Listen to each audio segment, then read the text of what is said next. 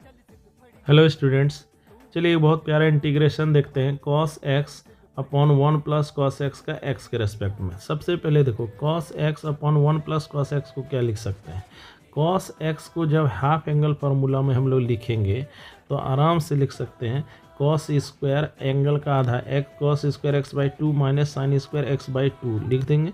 और नीचे में 1 प्लस कॉस एक्स का जब हम हाफ एंगल फार्मूला करेंगे तो 2 कॉस स्क्वायर एक्स बाई 2 कर देंगे। ठीक है, अब देखो क्या कर सकते हैं, ये इसके नीचे में क्या लिख सकते हैं, ये लिख सकते हैं तो cos square x by 2 cos square x by 2 cut गया तो क्या बच गया 1/2, तो यहाँ पर हो गया 1/2। ठीक है, अब देखो इन दोनों में भी जब हम लोग करेंगे तो यहाँ आया 1/2 लिख देंगे। अब देखो sine square x by cos square x को क्या लिख सकते हैं टेन स्क्वायर एक्स, और यहाँ पर भी इसका नीचे में क्या लिखा है 1/2, तो यहाँ पर हमारा कॉमन क्या आ जाएगा 1/2 लिख सकते हैं।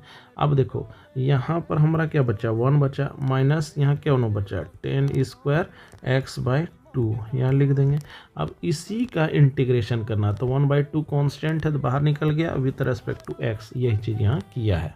अब देखो इसका इंटीग्रेशन जब हम करेंगे तो ये लिख सकते हैं जैसा कि यहाँ पर हमारा मान लेते हैं इक्वेशन 1 है तो यहाँ लिख दिए तो 1/2 निकल गया 1 minus tan square x by 2 तो 1/2 निकल गया। अब देखो यहाँ 1 है, अब देखो टेन स्क्वायर एक्स का इंटीग्रेशन होता ही नहीं है, इसीलिए इसको ये बदल देता है सेक स्क्वायर एक्स प्लस 1 में। देखो होता क्या formula sec square x minus tan square x बराबर 1, ऐसे में टेन स्क्वायर एक्स बराबर हम लोग क्या लिख सकते हैं सेक स्क्वायर माइनस 1। अच्छा इसके आगे में है माइनस तो ये हो गया माइनस माइनस प्लस और यहाँ हो गया माइनस सेक स्क्वायर, तो यहाँ हो गया 1 और ये हो गया माइनस सेक स्क्वायर एक्स लिख दिया। अब देखो 1/2 हो गया।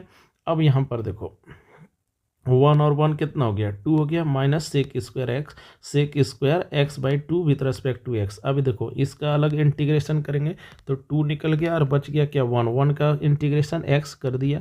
सेक स्क्वायर एक्स बाई 2 का क्या होता है, ये होता है टेन एक्स बाई 2 और एक्स का कॉफिशियंट यहाँ क्या है एक्स बाई 2 में एक्स का कॉफिशियंट कौन है 1/2, तो यहाँ हो गया 1/2 और यहाँ लिख देंगे प्लस सी यानी कॉन्स्टेंट ऑफ इंटीग्रेशन।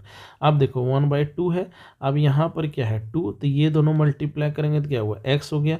अब ये 2 क्या है सबसे ऊपर जाएगा तो 2 हो गया 2 कट गया, इसलिए हो गया 10x/2 और लास्ट में हो गया प्लस सी, है ना, यानी constant of integration which is the final answer.